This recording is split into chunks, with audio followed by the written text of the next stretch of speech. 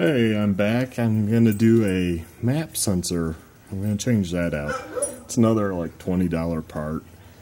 You know, this car has like 130 something thousand miles. And it took me a bit to find the map sensor, but that's why I don't have the camera on a tripod right this second. This is what the new one looks like. The directions here, basically it says you have to cut a flange. Hopefully I'm able to cut that, otherwise I might not be changing this right now. We'll see how easy. It looks like it just twists off. Here, let's see the tab on the end. So it looks like it goes on, just twists on, twists off. So in theory, shouldn't be too hard. And again, this is, I got the standard brand. I got this from Rock Auto. I think it was like $20. Made in Philippines. Okay, so where is it located on the 5.7 liter Jeep Grand Cherokee? This is a limited edition, but I don't think that matters. And 5.7 is a 5.7. So there's your transmission, as you can see, the yellow. I'm going to zoom in. You can see the PCV one I just did, that's blue. Zooming in, there it is. It's in the back. So the map sensor is in the back. So I got to get that connection off and then twist that piece, and I think this is working nicely. Zooming in, you can see the tab. I think I got to remove there on the side. There, you can see a yellow dot marking on the Chrysler map sensor. So I think that's the tab I got to cut out, which I do have a Dremel. We'll see. Maybe I can just break it off. Let's say it tells you have to remove that tab. I don't know why. This looks basically the same shape. Maybe it's for twisting. So I'll be back. So I'm back. Here's the new map sensor. I put a little oil on there, just on the oil ring. Nice. So getting the old one out. I got it out. Unplugging the connector is kind of a pain. So you can see it's gone. There's a hole there. The tab you have to cut on a 5.7 liter Hemi from, I'm going to assume 2005, which is what mine is, to 2010, is that back tab. Not this tab, but that back one. Now how did I do that? Because it's hard to get back there. Well, if you happen to have a map torch and a long, this one happens to be Craftsman, very long screwdriver. I heated up the end of that, and you can see, and both these lines are metal. I carefully went in, and I went back just like that, and I touched this outer side, and just kept pressing, and melted halfway through. Brought this out. Tossed in the bird fountain here. There's a little water, let that cool off. And then reached in there and just broke off that tab.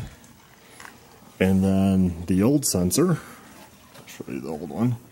It's right here. The old one, see the two dots? So, pretty much matches up. Oop. Matches up. So the new one is a little bit bigger. So don't know quite yet if I have to cut that back tab. We'll find out here real shortly. But I'm gonna obviously put the new one in because this one's never been replaced. And with how many miles are on here, it's another, $20 part. Just replace it. Cheap. Another tip I'm gonna give here, let's see where I find it. The connector I pulled off. I don't know why they don't standardize connectors on cars. Okay, so what you do is you pushed in would be locked, and then all the way out is unlocked. But one thing, because you can't see back there, is there's this gray tab right there. You have to push that down, and then that kind of moves up there. Okay, so what it's doing is pulling itself over that middle tab. See how it's flat? That's what keeps it locked on.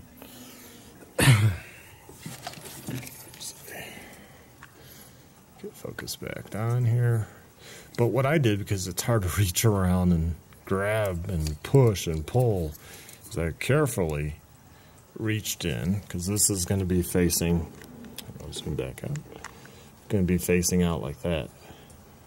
I reached in from my left hand side here in the screwdriver and lifted that tab up, and it slid right off. That was much easier. Otherwise I was still trying to wrestle by pulling that. But be careful, because you don't want to apply too much leverage, just enough.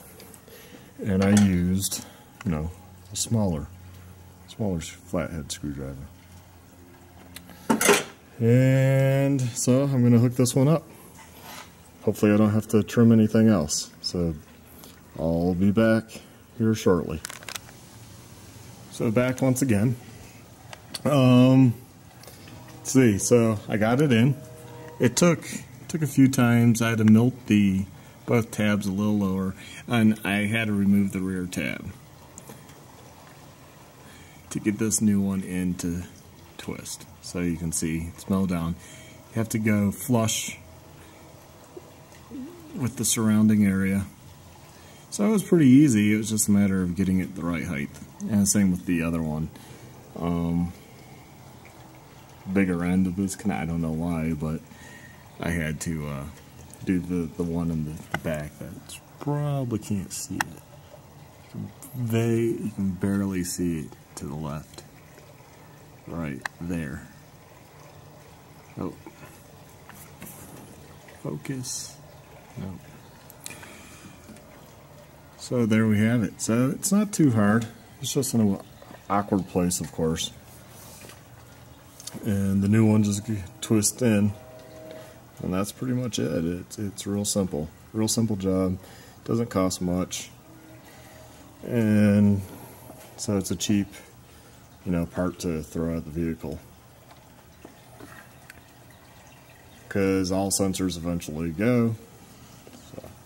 Okay, so there we have it. And I hope this video helps somebody, for one, trying to find the location of these things.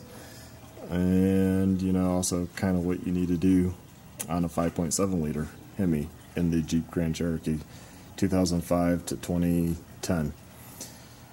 So check out my other videos. Thank you for watching.